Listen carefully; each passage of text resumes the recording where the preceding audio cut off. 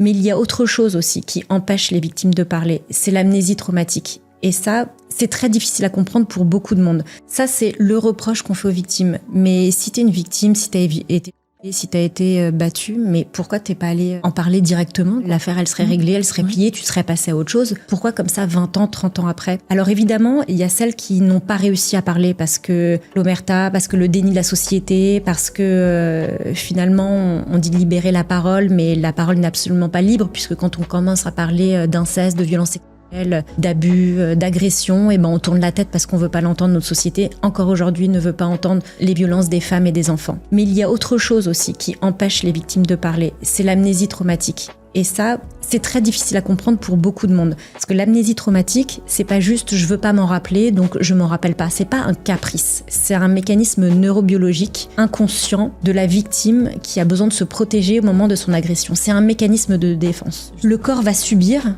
les plus grosses violences, mais il ne va rien ressentir. Donc il y a une déconnexion du corps et de l'esprit.